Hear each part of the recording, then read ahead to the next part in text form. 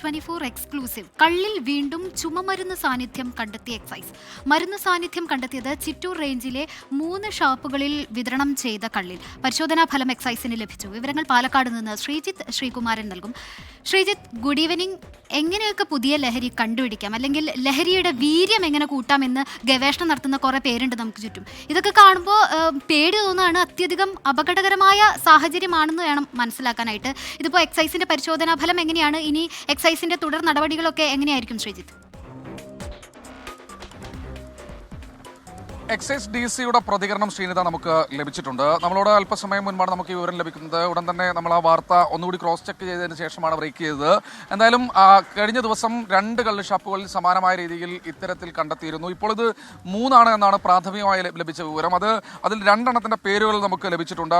മോളക്കാട്, അതുപോലെ തന്നെ മീനാക്ഷിപുരം, 2 ഷാപ്പുകൾ ചിറ്റൂർ റേഞ്ചിലെ 6ഉം 7ഉം പരിധിയിൽ ഉൾപ്പെടുന്ന ഷാപ്പുകളാണത്. ഈ ഷാപ്പുകളിലാണ് ഇപ്പോൾ ഇത് കണ്ടെത്തിയിരിക്കുന്നത് എന്നാണ് ഏറ്റവും ഒടുവിൽ മനസ്സിലാക്കുന്നത്.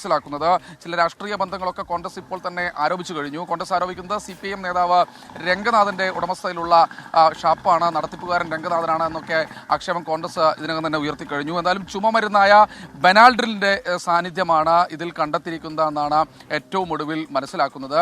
ഇത് കാക്കനാട് ലാബിൽ നിന്നുള്ള പരിശോധനാ ഫലം ഇന്ന് രാവിലെയോടുകൂടിയാണ് എത്തിയത്. എന്തായാലും എക്സൈസ് DC-യുടെ ഒരു പ്രതികരണം കൂടി നമുക്ക് ലഭ്യമായിട്ടുണ്ട്. അതുകൂടി നമുക്ക് നൽകേണ്ടതുണ്ട്. എന്തായാലും എക്സൈസ് ഈ വിഷയത്തെ ഗൗരവമായിട്ടാണ് കാണുന്നത്.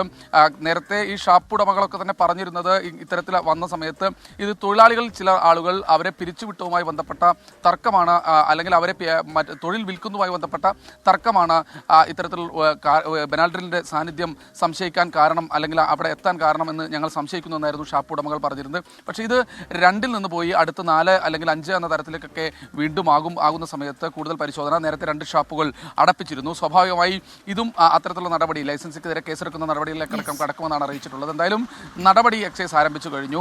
കള്ളിന് വീര്യം കൂട്ടാൻ തന്നെയാണ് ചുമമരുന്നാണ് ബെനാൽഡ്രിൽ.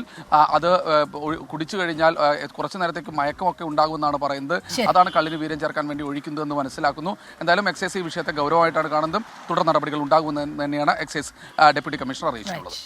ശ്രീജിത്ത് ശ്രീകുമാരനാണ് പാലക്കാട് നിന്ന് ഈ വിവരങ്ങളുമായി ചേർന്നത്.